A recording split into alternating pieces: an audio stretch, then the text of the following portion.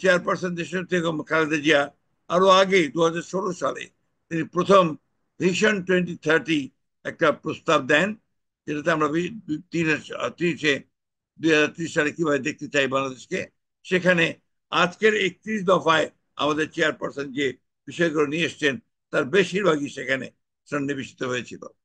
মূল বক্তব্য বাড়াতে চাই না, শুধু এইটুকু বলতে চাই, এই 31 দফা হচ্ছে আমাদের একটা মুক্তির সনদ। এই 31 দফা দিয়ে আমরা আমাদের জাতিকে নতুন করে গঠন করতে পারি, ওই জাতিকে আমরা সামনের দিকে এগিয়ে নিয়ে যেতে পারি।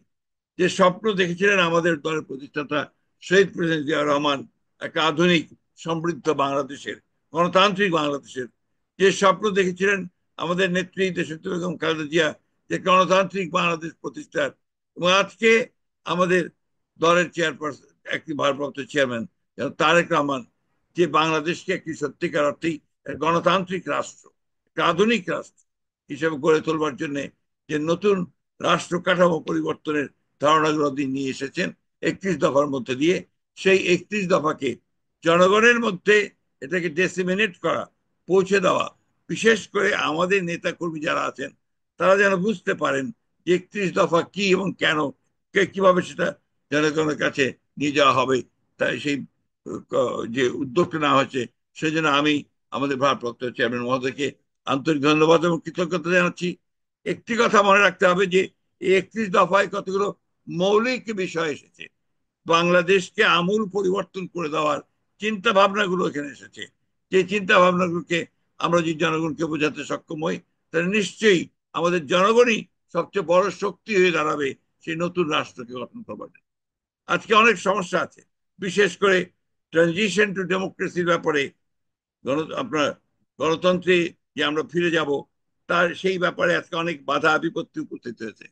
কিন্তু একটা ব্যাপার সত্য উপস্থাপিত হয়েছে যে সংস্কার প্রায় সবাই চায়, এবং এটা প্রমাণিত হয়েছে যে বিএনপি হচ্ছে সেই দল, যেই দল প্রথম থেকেই সংস্কার দিয়েই বাংলাদেশকে পরিবর্তন আনতে চেয়েছে, শহীদ প্রেসিডেন্ট জিয়া রহমানের সময় থেকেই। বহুদলীয় গণতন্ত্র থেকে শুরু করে আজকে 31 দফা পুরোটাই বাংলাদেশকে সমৃদ্ধ করা, বাংলাদেশকে আধুনিক রাষ্ট্রে পরিণত করা, বাংলাদেশকে একটা সম্পূর্ণ অসাম্প্রদায়িক এবং আপনার সাম্য একটা রাষ্ট্রে পরিণত করা, বিশেষ করে জনকল্যাণমূলক একটা রাষ্ট্রে পরিণত করবার জন্য যে আকাঙ্ক্ষা মানুষের আছে সেটাকে বাস্তবায়িত করবার দল হচ্ছে একমাত্র বিএনপি। সেই লক্ষ্যেই আমাদেরকে সামনের দিকে এগিয়ে যেতে হবে। সামনে আমাদের যে বিষয়গুলো আছে, নির্বাচন, সামনে যে বিষয়গুলো আছে, জনগণের মধ্যে সম্পৃক্ত হওয়া, আমি অনুরোধ করব আমাদের সমস্ত নেতা কর্মীদেরকে যে এইটাকেই সামনে রেখে আপনারা জনগণের সামনে, যেটা আমাদের ভারপ্রাপ্ত চেয়ারম্যান মহোদয় সবসময় বলে থাকেন, যে আপনারা একটা আদর্শে পরিণত হন। জিয়া রহমানের দল, দেশনেত্রী বেগম খালেদা জিয়া, তারেক রহমানের দল, এই দলকে আমরা সত্যিকার অর্থেই এটাকে আদর্শিক দলে পরিণত করতে পারি এবং জনগণের কাছে পৌঁছতে পারি, জনগণের ভালোবাসার দলে পরিণত করতে পারি। সেই লক্ষ্যে আমাদেরকে কাজ করতে হবে।